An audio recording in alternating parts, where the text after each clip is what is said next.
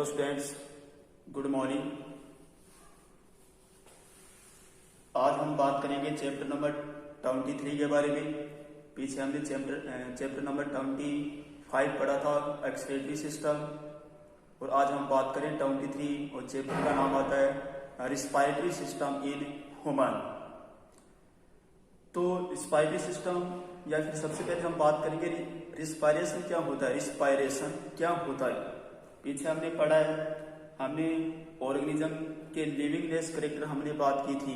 तो ऑर्गेनिज्म के लिविंगनेस करेक्टर में सबसे पहला करेक्टर हमने पढ़ा था रिस्पायरेशन, या एक ऑर्गेनिज्म बॉडी का सबसे मुख्य जो करेक्टर होता है वो होता है रिस्पायरेशन। ठीक है ना, बेसिक रिक्वायरमेंट होती है रिस्पायरेशन एक ऑर्गेनिज्म बॉडी की, जिसके बिना एक ऑर्गेनिज्म बॉडी सरवाइव नहीं कर सकती। तो सबसे पहले हम बात करते हैं कि रिस्पायरेशन होता क्या है। रिस्पायरेशन होता क्या है?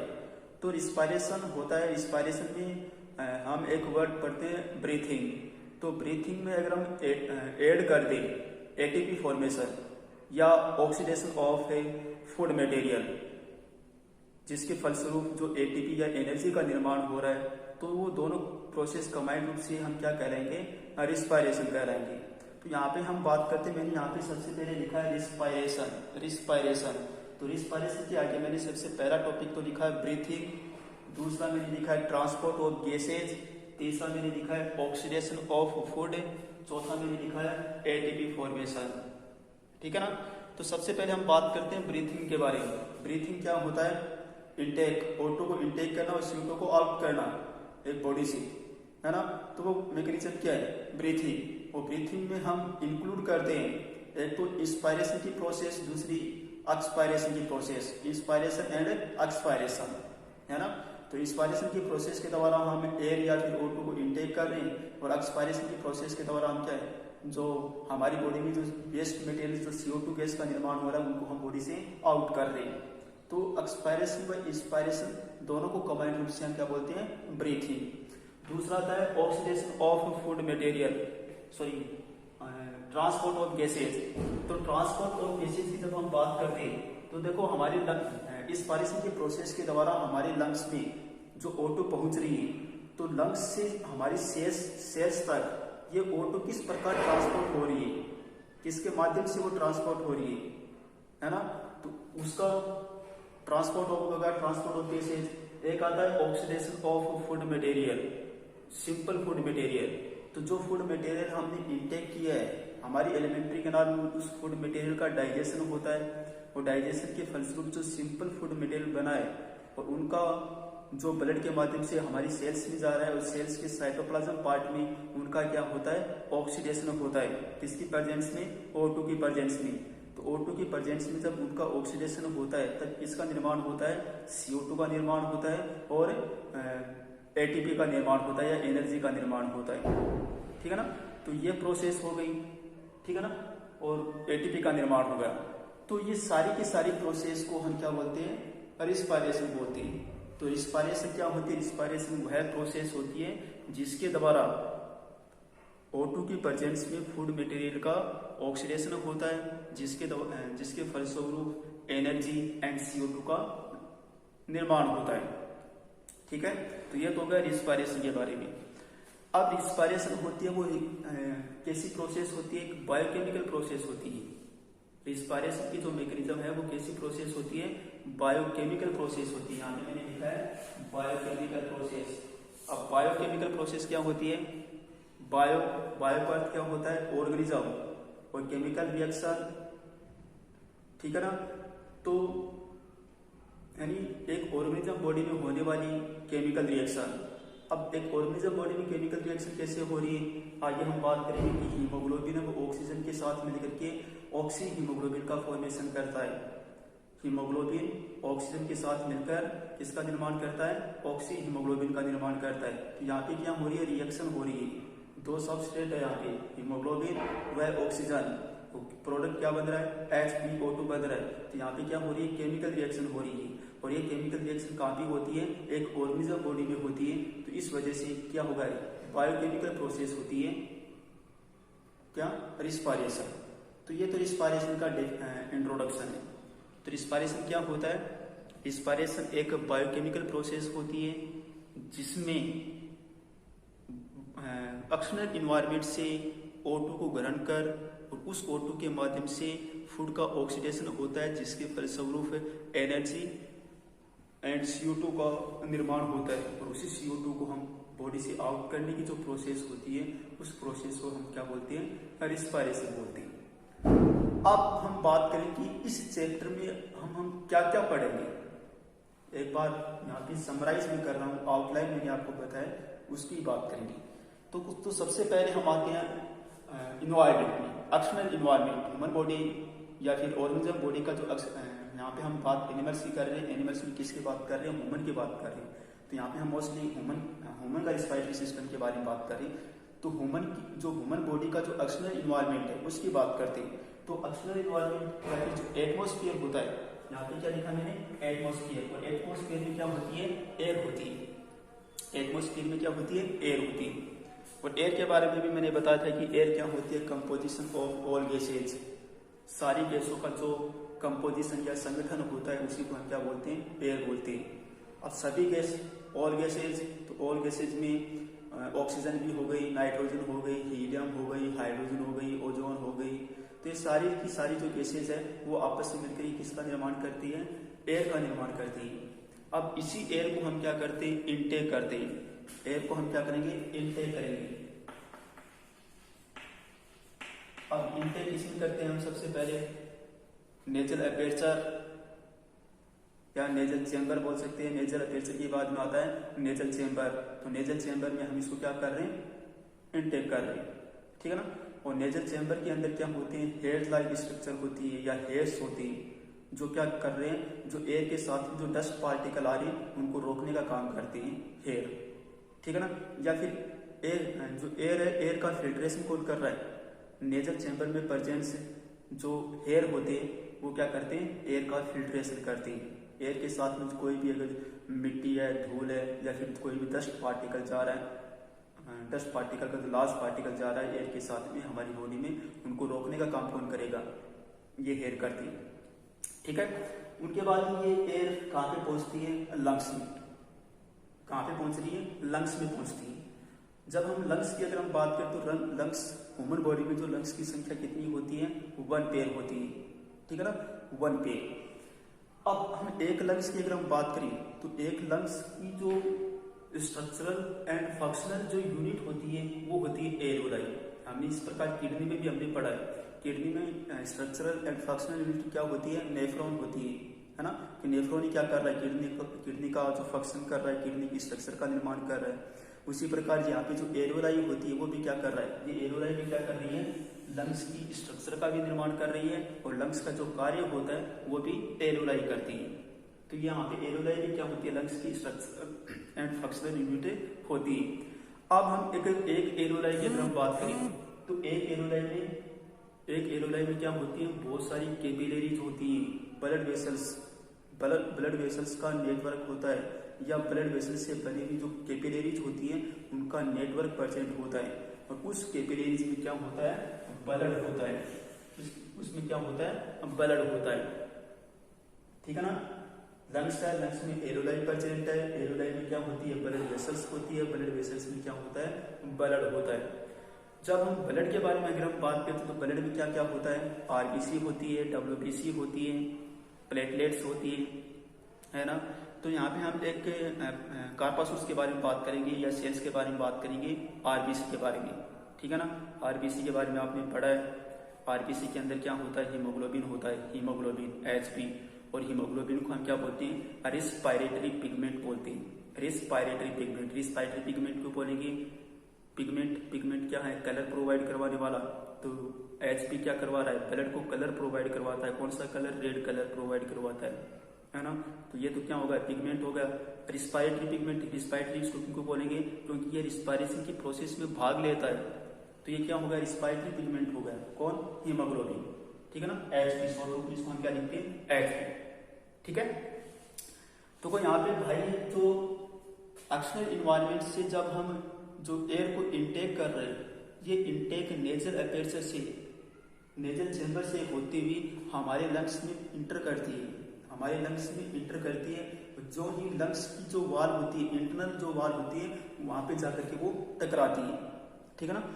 लंग्स की जो वाल होती है, इस लंग्स की वाल को क्या करेगी, टकराएगी। तो यहाँ पे देखो मैंने यहाँ पे ये येलो कलर में शो किया है। तो यहाँ पे जो एयर के साथ में जो ऑक्सीजन आ रही है, वो ऑक्सीजन को हीमोग्लोबिन क्या कर लेगा, कैचअप कर लेगा या पकड़ लेगा या उनके साथ बाइंड हो जाएगा। तो यहाँ पे हीमोग्लोबिन ऑक्सीजन के साथ में क्या हो रहा है, बाइंड हो रहा है। हीमोग्लोबिन क्या कर रहा है, ऑक्सीजन के साथ बाइंड हो रहा है और किसका निर्माण कर रहा है, ऑक्सीजनेटेड ब्लड को तो हम क्या बोलेंगे, ऑक्सीजनेटेड ब्लड बोलेंगे और उसको H2O2 हम क्या बोलेंगे, ऑक्सी हीमोग्लोबिन।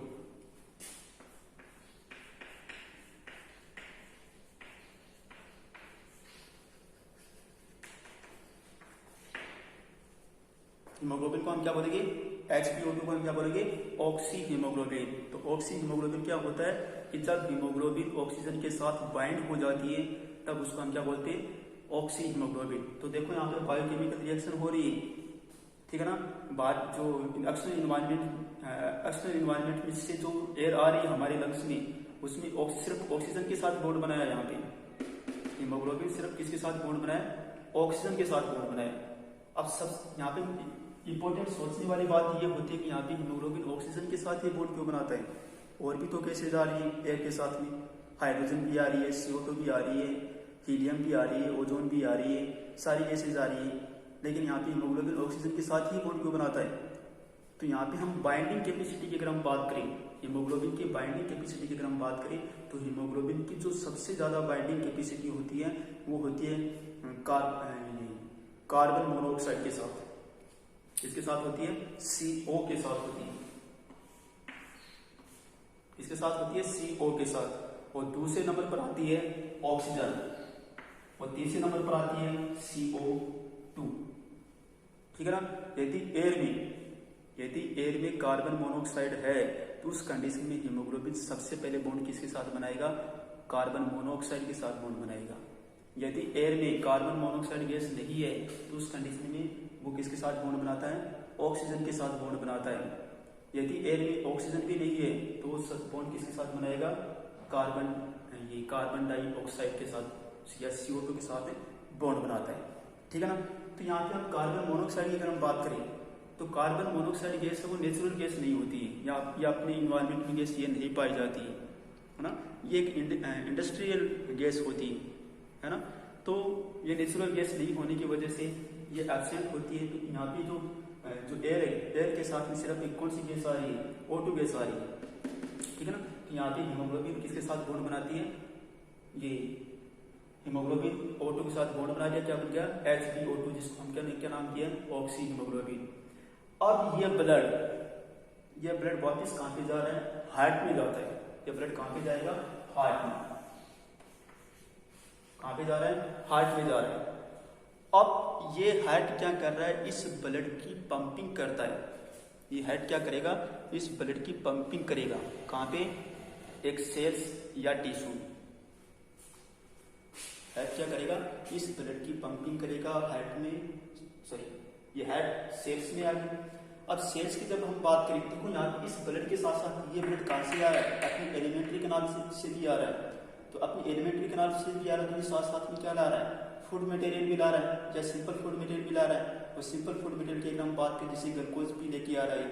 तो ये जब ये ब्लड जो ही इसके संपर्क में आएगा, इनकी जो सेल मेम्ब्रेन है के संपर्क में आएगा और ग्लूकोज इसके अंदर इंटर हो जाएगा, सेल्स के साइटोप्लाज्म में इंटर हो जाएगा, ठीक है। तो यहाँ पे ग्लूकोज का क्या होता है, ऑक्सीडेशन होता है। यहाँ पे क्या होता है, ग्लूकोज का ऑक्सीडेशन होता है। अब ये ग्लूकोज एक सेल्स के अंदर ग्लूकोज कहाँ से आया है, एलिमेंट्री कैनाल में जो फूड मटेरियल का डाइजेशन हुआ ना, कार्बोहाइड्रेट का डाइजेशन हुआ, ग्लूकोज बना है। ग्लूकोज ब्लड के माध्यम से कहाँ पे आ रहा है, सेल्स के अंदर आ रहा है, ठीक है ना। तो क्या बन रहा है, ग्लूकोज। अब ग्लूकोज का यहाँ पे क्या होता है, ऑक्सीडेशन होता है। और ये भी पता ही आपको कि जब ऑक्सीडेशन होता है, ऑक्सीडेशन किसकी प्रेजेंस में होता है, O2 की प्रेजेंस में होता है। या ऑक्सीडेशन में O2 का क्या होता है, यूज होता है, या फिर O2 का योग होता है। तो जब ग्लूकोज का ऑक्सीडेशन होता है पर किसका निर्माण होता है? पायरुविक एसिड का निर्माण होता है। किसका निर्माण होता है? पायरुविक एसिड का निर्माण होता है। और प्रोडक्ट क्या बनता है? साथ साथ में यहाँ पे क्या बनेगा? H2O बाहर निकलेगा और CO2 बनेगी। यहाँ पे O2 का तो यहाँ पे यूज हो गया और CO2 का यहाँ पे क्या होती है? निर्माण होता है। जब हम CO2 की अगर हम बात करते हैं तो CO2 का हमारी बॉडी में कोई योगदान नहीं होता है। CO2 हमारे लिए क्या होती है? वेस्ट मटेरियल होती है। अब इस CO2 को हमें बाहर निकालना बॉडी से, है ना। तो यहाँ पे सेल्स की अगर हम बात करें तो सेल्स में O2 एब्सेंट है। O2 एब्सेंट क्यों हुई? क्योंकि यहाँ पे O2 का बार बार यूटिलाइजेशन हो रहा है, बार बार उपयोग में ली जा रही है। O2 किस में ली जा रही है? ऑक्सीडेशन में, ठीक है। और CO2 यहाँ पे बदल रही है, यानी यहाँ पे O2 की जो कंसेंट्रेशन है वो वेरी लो है और CO2 की कंसेंट्रेशन यहाँ पे ज्यादा है। क्यों ज्यादा है? क्योंकि यहाँ पे CO2 बार बार ऑक्सीडेशन के फलस्वरूप बन रही है। तो इस कंडीशन में यहाँ पे जो ब्लड है उसमें जो प्रेजेंस जो हीमोग्लोबिन है वो किसके साथ बॉन्ड बनाता है? CO2 के साथ बॉन्ड बनाता है। तो HbCO2 का निर्माण होता है यहाँ पे। तो यहाँ पे Hb प्लस CO2 किसका निर्माण होगा? HbCO2। और जिस ब्लड में CO2 प्रेजेंट होती है उसको बोलते हैं डीऑक्सीजिनेटेड ब्लड। क्या बोलेंगे? डीऑक्सीजिनेटेड ब्लड, ठीक है। और या फिर इसको बोलते हैं एनप्योर ब्लड, अशुद्ध रक्त या फिर एनप्योर ब्लड। अब ये ब्लड वापस कहाँ पे आता है? वेन्स के माध्यम से हार्ट में आता है। अब हार्ट इस ब्लड को वापस भेजता है प्यूरिफिकेशन के लिए, वापस कहाँ पे भेज रहा है? लंग्स में भेजता है। अब जो ही ये ब्लड इस एलोलाई में या एलोलाई में आता है, जो ही ब्लड एलोलाई में आता है तो यहाँ पे ब्लड में CO2 की कंसेंट्रेशन ज्यादा होती है और जो लंग्स कैविटी है उसमें CO2 की कंसेंट्रेशन कम होती है। इस वजह से यहाँ पे HbCO2 है वो उनके बीच में जो बॉन्ड बन रहा है वो ब्रेक डाउन हो जाएगा। Hb ब्लड में रहेगा और CO2 कहाँ पे आ जाएगी? लंग्स कैविटी में आ जाएगी और उनको बाद में एक्सपायरेशन की प्रोसेस के द्वारा हम शरीर से बाहर निकाल देते हैं। तो यहाँ पे दो प्रोसेस हो गई, एक तो हो गई इंस्पायरेशन। इंस्पायरेशन की प्रोसेस के द्वारा तो हम क्या कर रहे हैं? एयर को इनटेक कर रहे हैं और एक्सपायरेशन की प्रोसेस के द्वारा हम क्या कर रहे हैं? CO2 को बाहर निकाल रहे हैं, ठीक है। तो इस प्रकार हम इंस्पायरेशन के मैकेनिज्म को हमें 4 स्टेप में हम डिवाइड कर सकते हैं। आपके सिलेबस में 2 ही स्टेप दे रखी है, लेकिन पूरी इंस्पायरेशन के मैकेनिज्म है उनको हम 4 स्टेप में डिवाइड कर देंगे। पहले तो क्या होगी? Pulmonary ventilation. 1 नंबर लगा के मैंने क्या लिखा है? Pulmonary ventilation. Pulmonary ventilation, pulmonary जो वर्ड बना है वो बना है लंग्स से, ठीक है ना। पल्मोनरी वर्ड बना है लंग्स से, या लंग्स के द्वारा की जाने वाली एक्टिविटी को हम क्या बोलते हैं? Pulmonary ventilation. अब लंग्स के द्वारा 2 प्रकार की एक्टिविटी की जा रही है कि कौन कौन सी? इंस्पायरेशन, दूसरी एक्सपायरेशन। इंस्पायरेशन की जो एक्टिविटी है किसके द्वारा होती है? लंग्स के द्वारा होती है। तो इसको हम क्या बोलेंगे कमांड रूप से? पल्मोनरी वेंटिलेशन, ठीक है। अब पल्मोनरी वेंटिलेशन किस प्रकार से हो रहा है उसके बारे में भी हम आगे बात करेंगे। दूसरी प्रोसेस आती है एक्सचेंज ऑफ गैसेज, गैसों का आदान प्रदान या एक्सचेंज ऑफ गैसेज। तो यहाँ पे देखो एरोलाई यहाँ पे क्या है? गैसों का आदान प्रदान हो रहा है ना। यहाँ पे जो ब्लड है वो क्या कर रहा है? CO2 को तो फ्री कर रहा है और O2 के साथ बाइंड हो रहा है, ठीक है ना। तो ब्लड व एरोलाई के बीच में क्या हो रहा है? गैसों का आदान प्रदान हो रहा है। यहाँ पे जो बार बार जो ब्लड आ रहा है वो CO2 को तो फ्री करेगा और O2 के साथ क्या होगा? बाइंड होगा। तो दूसरी स्टेप आती है एक्सचेंज ऑफ गैसेज। अब तीसरी स्टेप आती है ट्रांसपोर्ट ऑफ गैसेज। अब ट्रांसपोर्ट ऑफ गैसेज कि यहाँ पे जो हम एक्सटर्नल इन्वायरमेंट से जो O2 को इनटेक कर रहे हैं वो हमारी सेल्स तक, इनका जो टारगेट जो ऑर्गन क्या होता है O2 का? सेल्स या टिश्यूज होता है, वहां तक कैसे पहुंच रही है? उनका ट्रांसपोर्ट कौन कर रहा है? तो इनका ट्रांसपोर्ट मुख्य रूप से ब्लड कर रहा है या ब्लड में प्रेजेंट हीमोग्लोबिन कर रहा है ना। तो इसके द्वारा यानी ब्लड के द्वारा इनका क्या होता है? ट्रांसपोर्ट होता है। कहां तक? सेल या टिश्यू तक होता है। ये 3 स्टेप हो गई। 3 स्टेप के अलावा एक चौथी स्टेप आती है रेगुलेशन। कौन सी स्टेप आती है? रेगुलेशन। रेगुलेशन या कंट्रोल। अब रिस्पायरेशन की प्रोसेस को कंट्रोल कौन करता है उनके बारे में। तो रिस्पायरेशन की जो प्रोसेस है उनको कंट्रोल कर रहा है हमारे ब्रेन में जो प्रेजेंट रिस्पायरेटरी जो सेंटर होते हैं वो इसको क्या करते हैं? रेगुलेट करते हैं, तभी रिस्पायरेशन की प्रोसेस कंप्लीट हो पाती है। तो ये तो होगा रिस्पायरेशन का आउटलाइन कि हमें रिस्पायरेशन क्या करना है।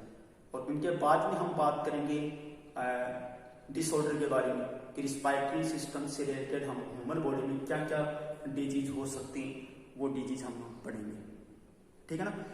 तो सबसे पहले तो अब हम बात करते हैं रिस्पायरेशन के टाइप, इसके बारे में बात करेंगे, रिस्पायरेशन के टाइप के बारे में।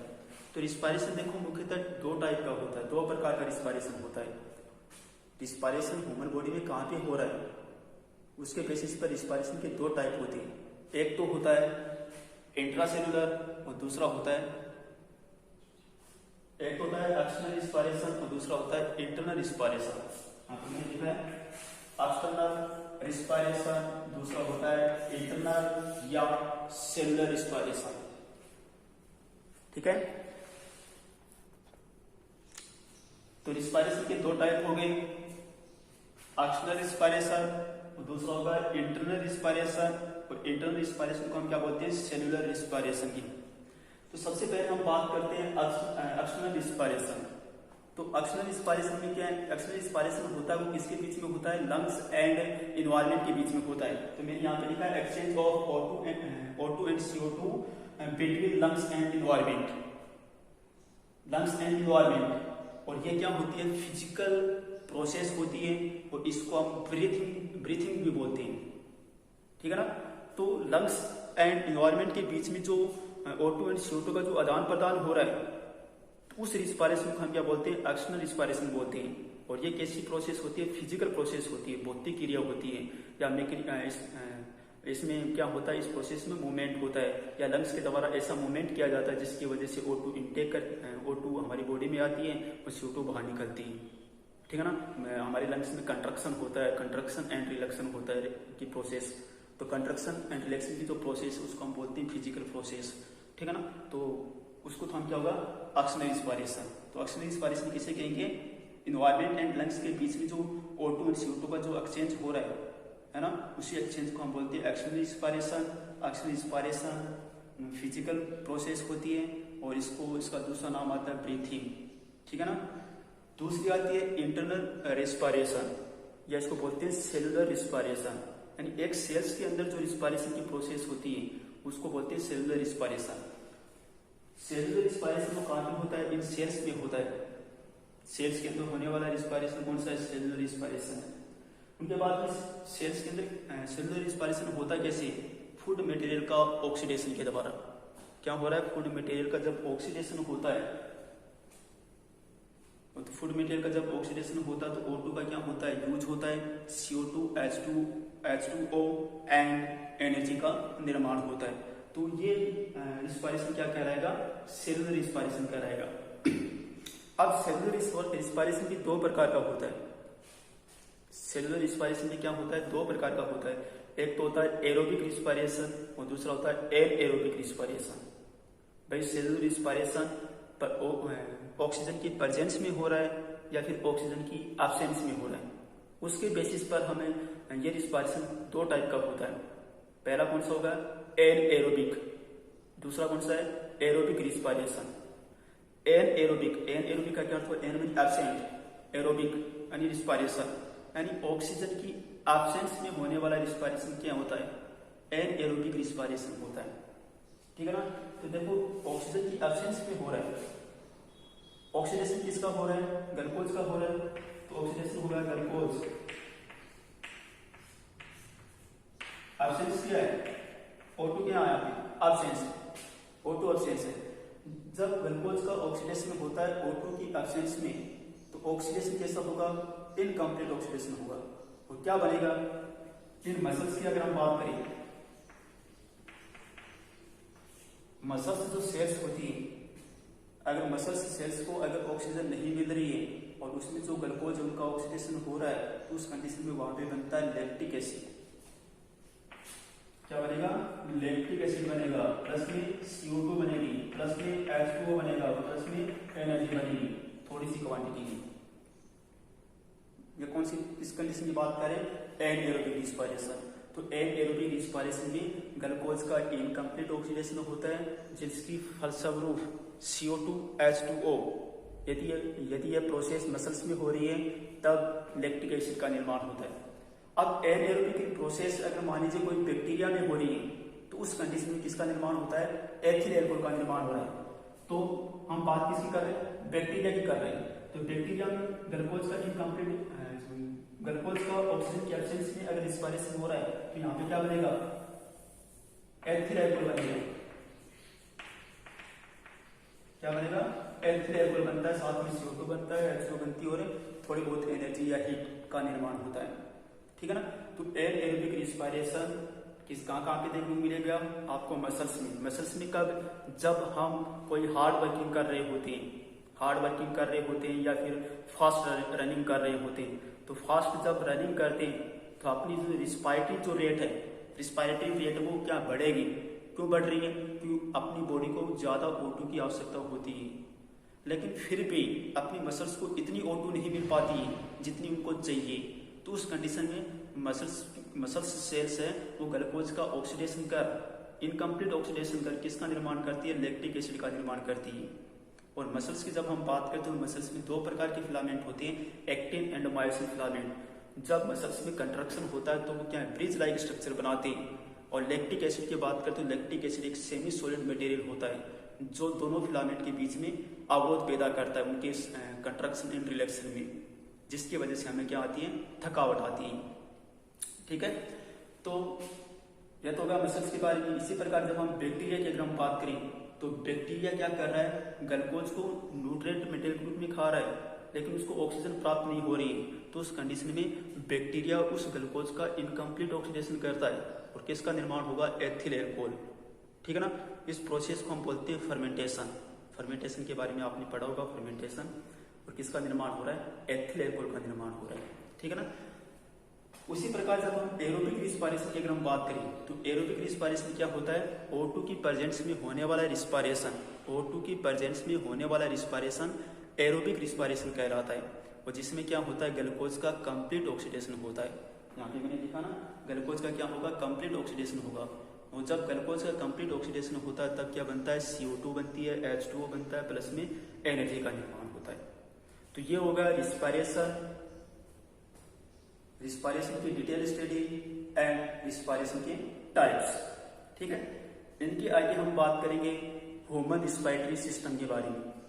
तो ह्यूमन रिस्पायरेशन के जब सिस्टम की अगर हम बात करें तो ह्यूमन का जो मेन रिस्पायरेटरी जो ऑर्गन होता है वो होता है लंग्स। ठीक है, मेन ऑर्गन हो गया। उनके बाद में आता है एक रिस्पायरेटरी पथवे प्लस रिस्पायरेटरी ऑर्गन, दोनों मिलकर किसका निर्माण करते हैं? ह्यूमन रिस्पायरेटरी सिस्टम का निर्माण करते हैं। तो मुख्य मेन ऑर्गन तो क्या हो गया? लंग्स हो गया। रिस्पायरेटरी पथवे की अगर हम बात करें तो रिस्पायरेटरी पथवे में सबसे पहला तो क्या होता है? नेजल अपेर्चर आती है, नेजल चेम्बर आता है, फ्रेंजियल कैविटी आती है, लेरिंग्स आता है, ट्रेकिया आती है एंड ब्रेंकियोलस आती है। तो ये सारे के सारे ऑर्गन मिलकर किसका निर्माण करते हैं? रिस्पायरेटरी पथवे के बारे में, पथवे का निर्माण करते हैं। इसके बारे में हम कल बात करेंगे। तो आज मैं एक बार फिर से रिवाइज करवा देता हूं। तो सबसे पहले तो हमने रिस्पायरेशन की डेफिनेशन हमने पढ़ी है। रिस्पायरेशन क्या होता है? रिस्पायरेशन वह प्रोसेस होती है जिसके द्वारा O2 का उपयोग कर फूड मटेरियल का क्या होता है? ऑक्सीडेशन होता है, जिसके फलस्वरूप ATP का निर्माण होता है। ठीक है ना? और जिसमें हम साथ में प्रोसेस ब्रीथिंग प्रोसेस या एक्सपायरेशन या इंस्पायरेशन की प्रोसेस को इंक्लूड करते हैं। तो ये सारी की प्रोसेस कंबाइंड रूप से क्या कहलाती है? रिस्पायरेशन कहलाती है। इनके बाद में हमने इसका आई का आउटलाइन पढ़ा है कि जो एक्सटर्नल एटमॉस्फेयर है उसमें एयर प्रेजेंस है, एयर को हम इनटेक कर रहे हैं, लंग्स में जा रही है। लंग्स में क्या होती है? एरोलाई होती है, एरोलाई में ब्लड होता है, ब्लड में RBC होती है और RBC में हीमोग्लोबिन होता है। हीमोग्लोबिन क्या कर रहा है? O2 के साथ बाइंड हो रहा है और जिसको हमने ऑक्सी हीमोग्लोबिन नाम दिया है। और ऑक्सी हीमोग्लोबिन युक्त जो ब्लड है वो हार्ट के माध्यम से सेल में जा रहा है और सेल में क्या हो रहा है? ग्लूकोज का ऑक्सीडेशन होता है और वहाँ पे O2 का यूटिलाइजेशन होता है और CO2 का फॉर्मेशन होता है। और CO2 क्या कर रहा है? हीमोग्लोबिन के साथ बाइंड हो रहा है, इसका नाम दिया था डीऑक्सी हीमोग्लोबिन। और ये डीऑक्सी हीमोग्लोबिन वापस कहाँ पे आ रहा है?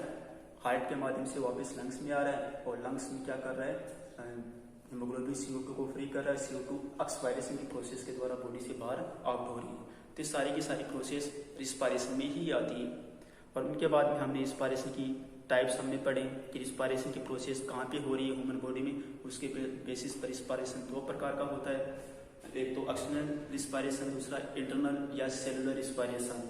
एक्सटर्नल रिस्पायरेशन किसके बीच में होता है, लंग्स या lung cell and external environment के बीच में गैसों का क्या होता है, आदान प्रदान या एक्सचेंज होता है, ठीक है ना। और ये क्या होती है, फिजिकल प्रोसेस होती है और इसको हम ब्रीथिंग भी बोलते हैं। इंटरनल रिस्पायरेशन होता है वो इन सेल्स के अंदर होता है, सेल्स के अंदर जो फूड मटेरियल का डाइजेशन होता है, सॉरी ऑक्सीडेशन होता है, तब किसका निर्माण होता है, CO2 and H2 and ATP का फॉर्मेशन होता है। अब सेलुलर रिस्पायरेशन भी दो प्रकार का होता है, कौन कौन से हैं, aerobic respiration and anaerobic respiration. Anaerobic respiration O2 की एब्सेंस में होता है, एरोबिक रिस्पायरेशन O2 की प्रेजेंस में होता है। एनएरोबिक रिस्पायरेशन में ग्लूकोज का इनकम्प्लीट ऑक्सीडेशन होता है, जबकि एरोबिक रिस्पायरेशन में क्या होता है, कंप्लीट ऑक्सीडेशन होता है, किसका, ग्लूकोज का, ठीक है।